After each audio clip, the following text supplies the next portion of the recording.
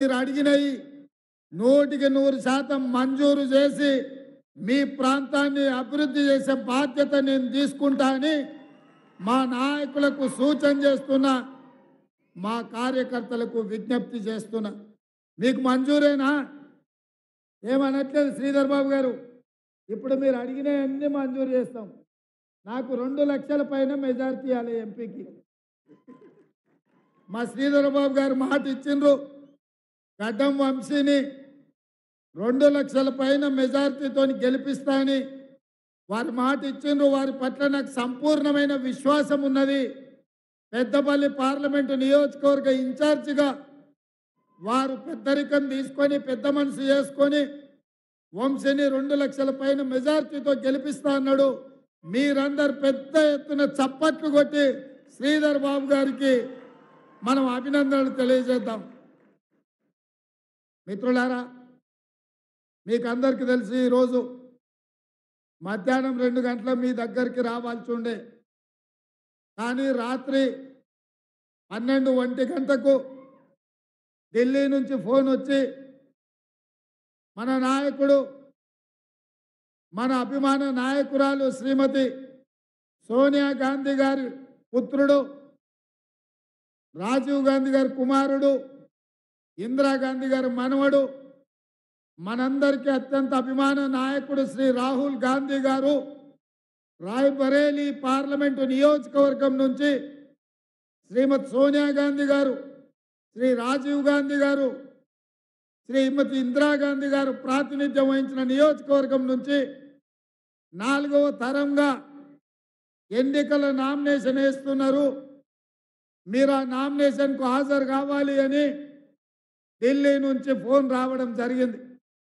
ఉదయాన హుటాహుటిన విమానం లేకపోతే ఎక్కడో ఉంటే ఆ విమానం తెప్పించుకొని మన పెద్దలు ఏఐసిసి అధ్యక్షులు మల్లికార్జున్ ఖర్గే గారిని కూడా వారితో పాటు రాయ్బరేలీ వెళ్ళి అక్కడ రాహుల్ గాంధీ గారి నామినేషన్ ప్రక్రియలో పాల్గొంటూ అక్కడ ర్యాలీలో లేట్ అవుతుంటే మా లక్ష్మణ్ కుమార్ గారు ఫోన్ చేసి ఒకటే మాట చెప్పిండు, ఎంత ఆలస్యమైనా మీరు ధర్మపురి రావాల్సిందే, వేలాది మంది వచ్చి ఇక్కడ ఉన్నారు, చీకటి అయినా సరే కరెంటు ఉన్నా లేకున్నా మీ హెలికాప్టర్ దిగినా దిగకపోయినా రోడ్డు మార్గం ద్వారా మీరు రావాల్సిందే, మా కార్యకర్తలకు మాట ఇచ్చినా నా మాట పోతుంది, నాకు అవమానం అవుతుంది, మీరు రావాల్సిందే అని చెప్పి మీ లక్ష్మణ్ కుమార్ గారు హుకుం జారీ చేసిండ్రు.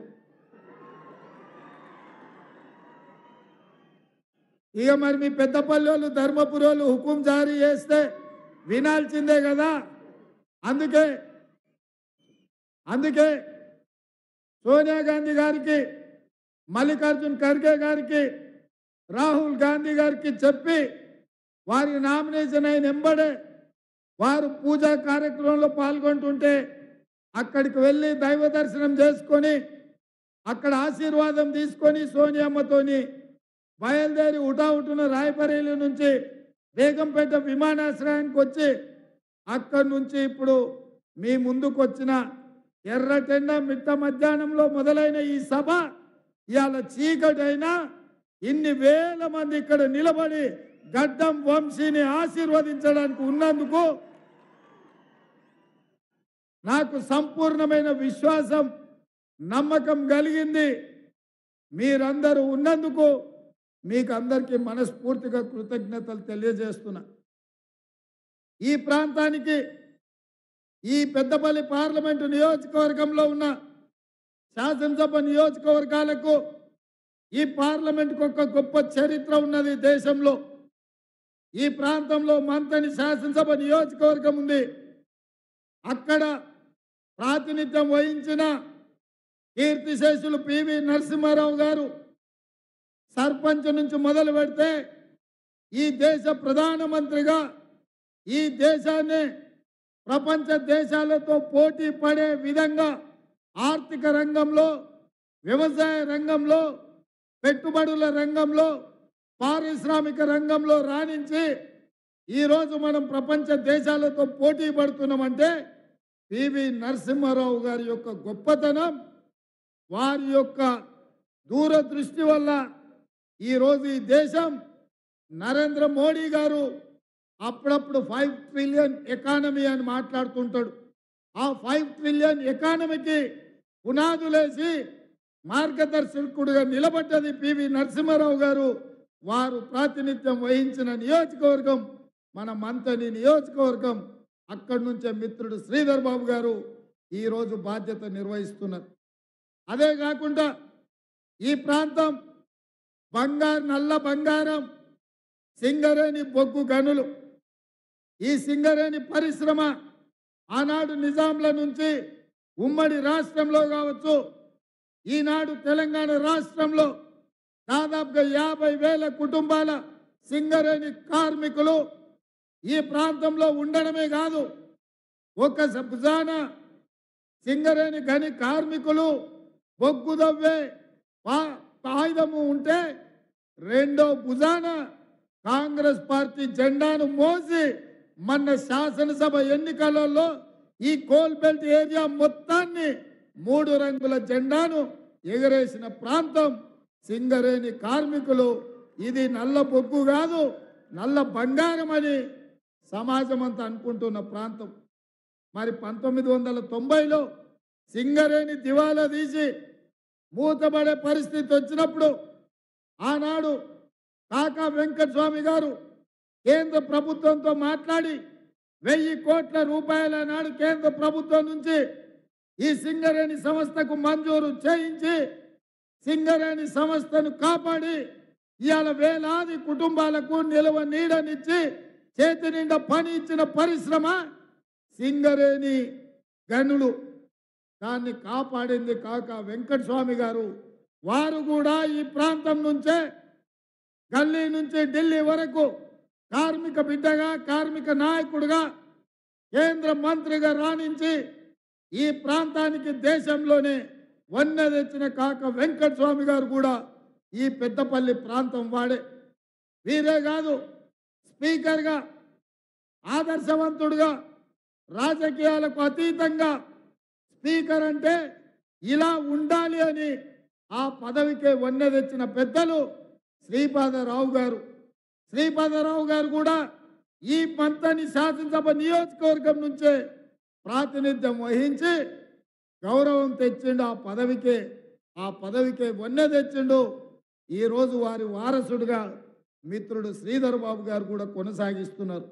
అంటే ఈ ప్రాంతంలో పివి నరసింహారావు గారు కావచ్చు, కాకా వెంకటస్వామి గారు కావచ్చు, కీర్తిశేషులు శ్రీపాదరావు గారు కావచ్చు, విలువలతో కూడుకున్న రాజకీయం, ప్రజాసేవ చేయాలన్న ఆకుంఠిత దీక్షతోటి ప్రజల మధ్యలోనే వాళ్ళ శేష జీవితం గడిపిన నాయకులు ఇవాళ ఈ ప్రాంతం నుంచి ప్రాతినిధ్యం వహించారు.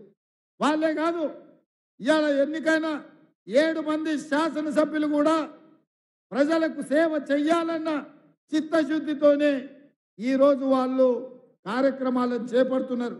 అందుకే వాళ్ళు అడిగిన పత్తిపాక కావచ్చు, పాలకుర్తి కావచ్చు, రామగుండం పవర్ స్టేషన్ కావచ్చు, నేతకాని కార్పొరేషన్ కావచ్చు, అదేవిధంగా సింగరేణి కార్మికుల సమస్యల విషయంలో వాళ్ళు ఏ సమస్యలైతే నా దృష్టికి తెచ్చిండ్రో తప్పకుండా వాటిని పరిష్కరించే బాధ్యత నాది అని చెప్పి ఈ సందర్భంగా మా అన్న చిట్టందిస్తున్నాడు.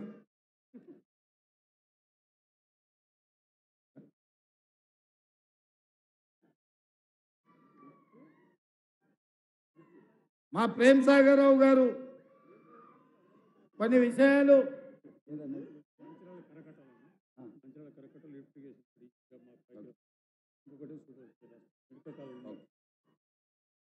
మంచిర్యాల కరకట్టల గురించి, సూపర్ స్పెషాలిటీ హాస్పిటల్ గురించి మా ప్రేమ్ సాగర్ రావు గారు అదనపు ఎజెండా, అడిషనల్ ఎజెండా ఇచ్చిండు. తప్పకుండా వాటిని కూడా పరిశీలించి ఈ ప్రభుత్వం సముచితమైన నిర్ణయం తీసుకొని ఈ ప్రాంతాన్ని అభివృద్ధి చేస్తుందని చెప్పి నేను ఈ సందర్భంగా మీకు అందరికీ తెలియజేస్తున్నా. మిత్రులారా, నేను ఇవాళ మిమ్మల్ని అడగదలుచుకున్నా, బీఆర్ఎస్ నాయకుడు మొన్నటి వరకు మంత్రిగా, అంతకంటే ముందు ఎమ్మెల్యేగా కొప్పుల ఈశ్వర్ మీకు తెలియని వాడు కాదు, మీరు చూడనోడు కాదు, ఆయన వ్యవహారం మీకు తెలియనోడు కాదు. ఆయన ఎట్లుండెనో, ఏమి చేసెనో, మొన్నటి జరిగిన శాసనసభ ఎన్నికల్లో లక్ష్మణ్ కుమార్ గెలిచినా కలెక్టర్ కాళ్ళు పట్టుకొని ఎట్లా లక్ష్మణ్ కుమార్ ఓడిపోయిందని ఆయన గెలిచిండని ప్రకటించుకున్నా ఈ ఎన్నికల్లో మీరు బండకేసి కొట్టి ఇవాళ లక్ష్మణ్ కుమార్ని గెలిపించారు. ఏ దిక్కులేనికి, ఏ దిక్కులేని వాళ్లకు అక్కమొగుడే దిక్కు అని ఎవరో పెద్దలు అన్నారు. ఇవాళ టీఆర్ఎస్కు నిలబడేటోడు లేక మొన్న ధర్మపురి ప్రజలు తిరస్కరించి ఓడగొట్టిన కొప్పుల ఈశ్వర్ని ఈరోజు ఎంపీ అభ్యర్థిగా నిలబడ్డారు. 25 ఏళ్ల నుంచి దాదాపుగా మీరు చూస్తూనే ఉన్నారు ఆయన వ్యవహార శైలి, ఆయన విధి విధానాలు. కాబట్టి ఇవాళ బీఆర్ఎస్కు, కొప్పుల ఈశ్వర్కు ఈ ఎన్నికల్లో నిలబడడానికి నైతిక హక్కు లేదు. బీఆర్ఎస్కు ఓటు అడిగే నిజాయితీ లేదు.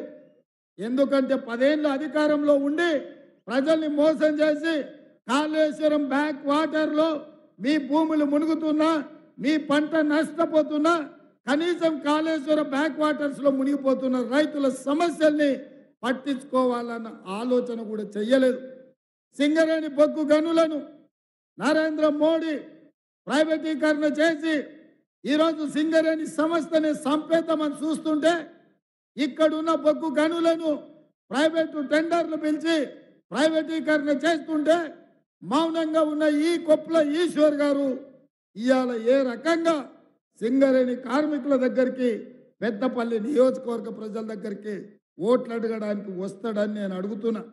అందుకే మిత్రులారా, బీఆర్ఎస్ చచ్చిన పాము కొన ఊపిరితో ఉంది. దాన్ని ఏంటంటే మీరు మన ఎన్నికల్లో తోక మీద, నడుం మీద కొట్టిండ్రు, పడగ మీద కొట్టలేదు. ఈ ఎన్నికల్లో ఒక్క దెబ్బ పడగ మీద కొడితే శాశ్వతంగా ఈ కాలనాగు యొక్క పీడ విరగడవుతుంది. రేపు పార్లమెంట్ ఎన్నికల్లో పడగ మీద దెబ్బ కొట్టాల్సిందిగా మా మిత్రులకు విజ్ఞప్తి చేస్తున్నా. ఇక భారతీయ జనతా పార్టీ నోరు తెరిస్తే అబద్ధాలే. ఇక అబద్ధాల పోటీ పెడతాయ్యా, ఇక వాళ్ళని ఎవరు తట్టుకోలేని పరిస్థితి ఉన్నది. ఆ మోడీ వాట్సాప్ యూనివర్సిటీలనే మొత్తం అబద్ధాల యూనివర్సిటీ.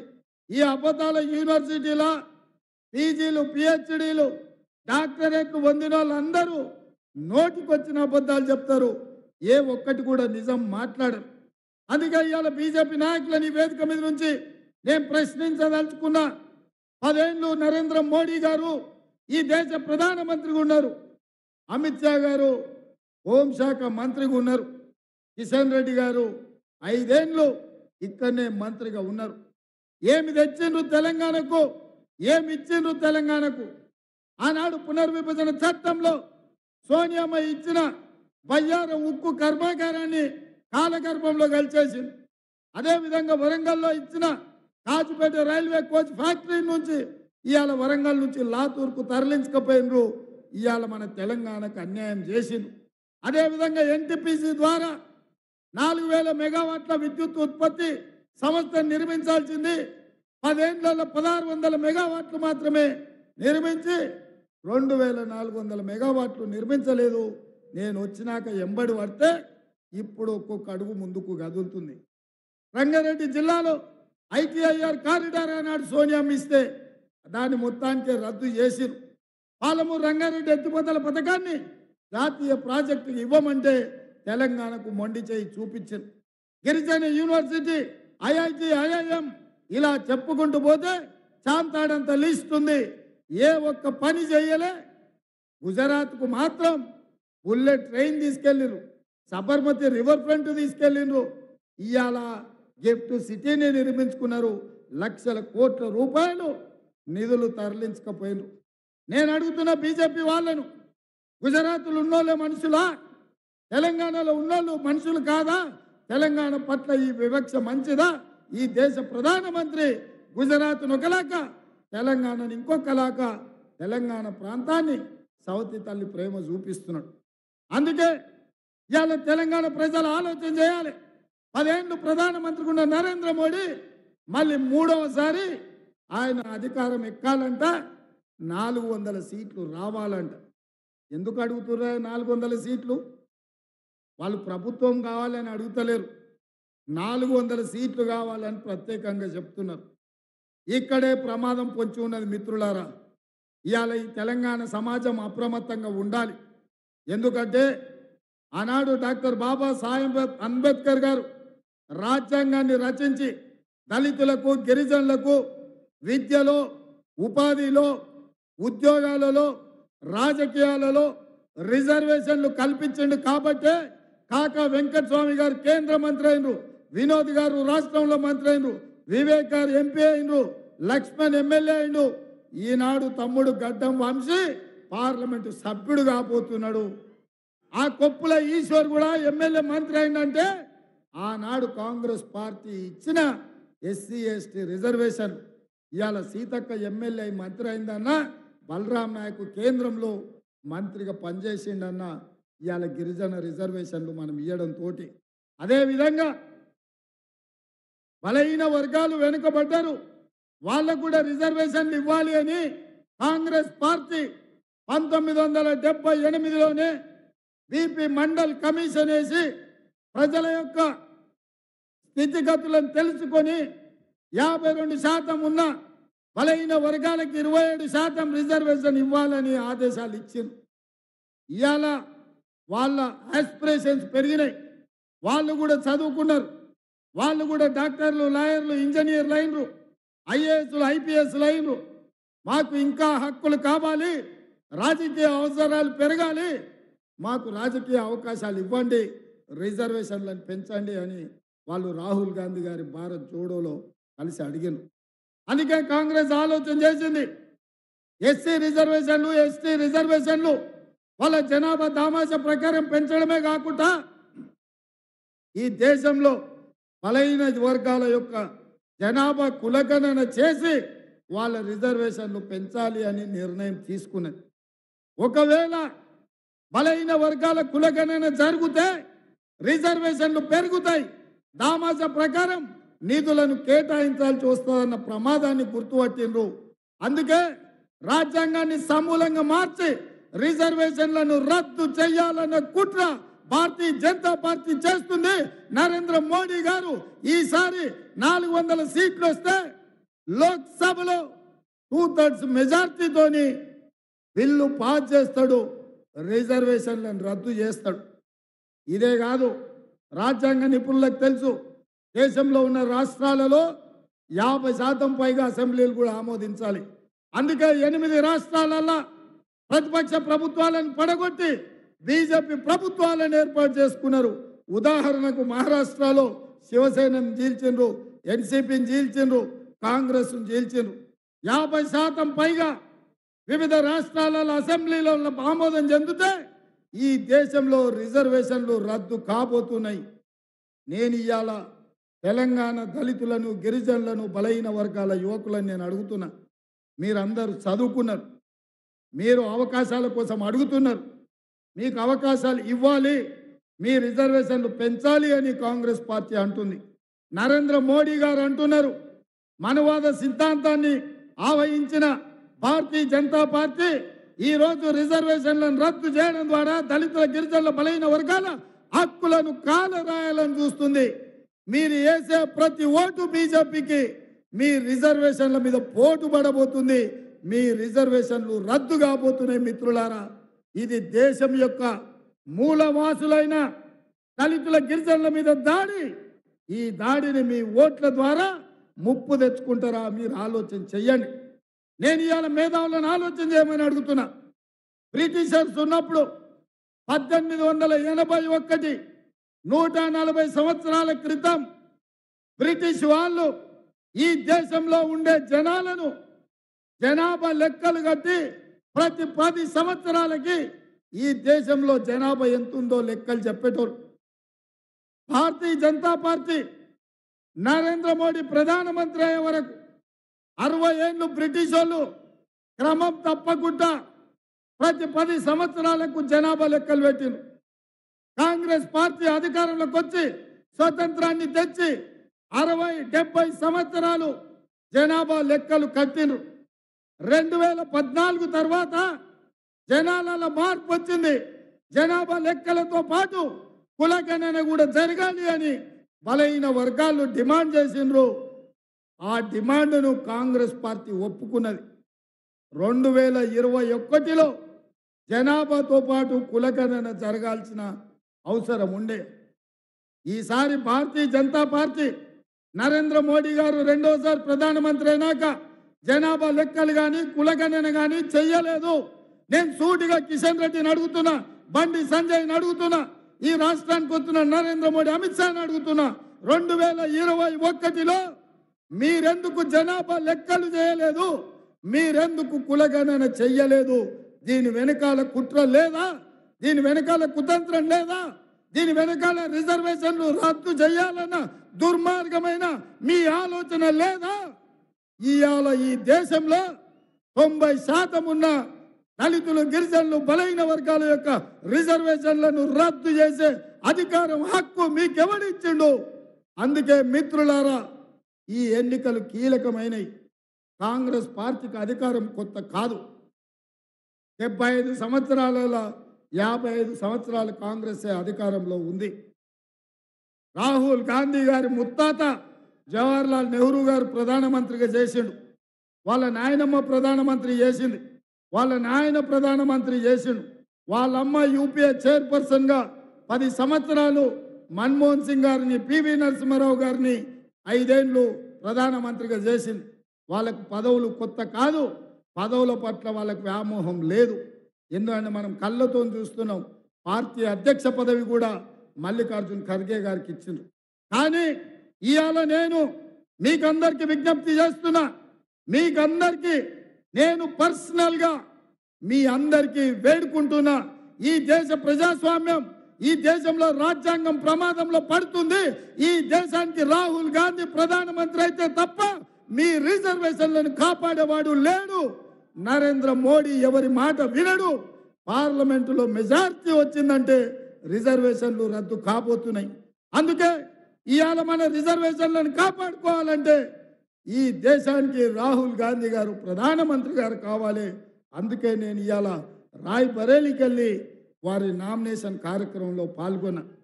ఇది దేశం యొక్క అవసరం. ఇది నిజంగా దళితుల, గిరిజనుల యొక్క అవసరం. ఇవాళ దళితుల, గిరిజనులకు అండగా నిలబడే గాంధీ కుటుంబానికి మనము తోడుగా నిలబడాలి. మీడియా మిత్రులారా, పాత్రికేయ సోదరులారా, తెలంగాణ సమాజం ఆలోచన చెయ్యండి. రిజర్వేషన్ ఉండాలి అంటే కాంగ్రెస్ గెలవాలి. రిజర్వేషన్ రద్దు కావాలి అంటే బీజేపీకి ఓటు వేయండి.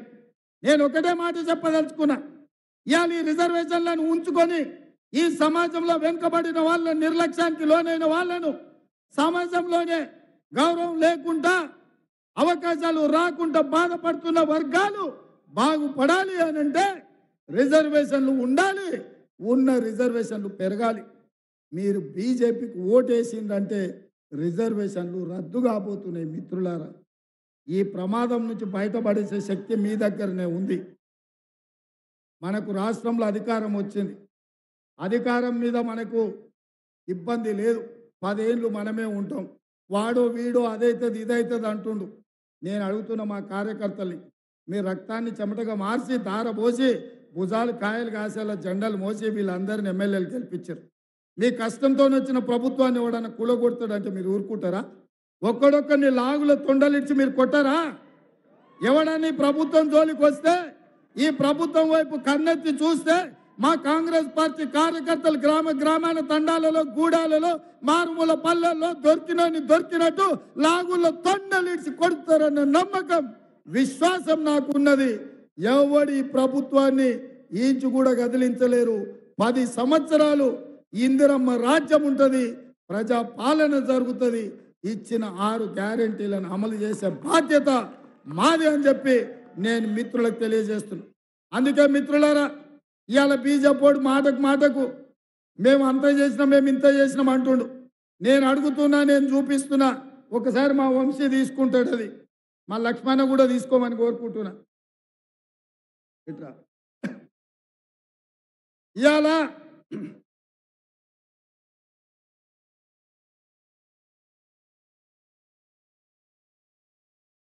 మనం ఖమ్మంలో బయ్యారం ఉక్కు కర్మాగారం అడిగినాం. బీజేపీ ఏమిచ్చింది మీరే చెప్పాలి. ఏమిచ్చిందా బీజేపీ? గట్టిగా చెప్పాలరా నాయన.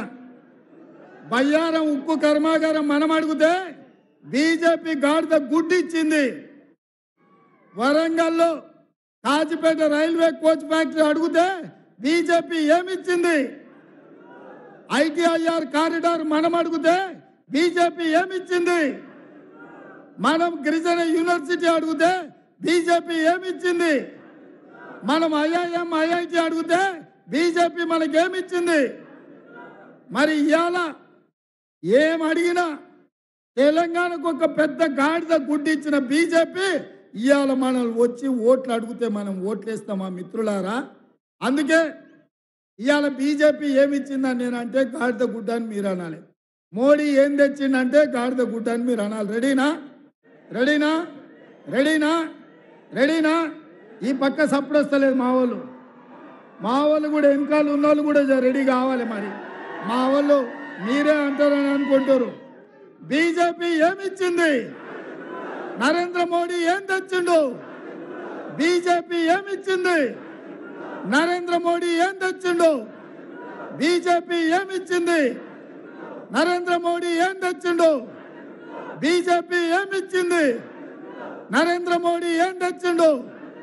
బీజేపీ ఏమిచ్చింది? నరేంద్ర మోడీ ఏం తెచ్చిండు? ఇంకా గట్టిగా చెప్పాలి సోదరులారా.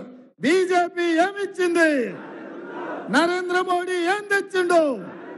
బీజేపీ ఏమిచ్చింది? నరేంద్ర మోడీ ఏం తెచ్చిండు? మరి సోదరులారా మీరే చెప్తారు గాడిద గుడ్డిచ్చిండని. గాడిద గుడ్డిచ్చినోనికి మనం ఓటేస్తాం, కర్రు కాల్చి వాత పెడతాం. అంతేనా? అంతేనా? అంతే కదా. మరి గడ్డం వంశీకి 2 లక్షల పైన మెజారిటీ ఇస్తా అన్నారు. నేను 2 లక్షలు అంటే మీరు పక్కా అనాలి. మరి పక్కనా ఈ మాట? శ్రీధర్ బాబు గారు పక్కనే కదా, వారు కూడా పక్కా అన్నారు. మరి రెడీగా? రెడీనా? రెడీ? రెడీ? 2 లక్షలు, 2 లక్షలు, 2 లక్షలు, 2 లక్షలు, 2 లక్షలు, 2 లక్షలు, 2 లక్షలు, 2 లక్షలు, 2 లక్షలు, 2 లక్షలు, 2 లక్షలు, 2 లక్షలు. జై కాంగ్రెస్, జై జై కాంగ్రెస్. హస్తం గుర్తుకే.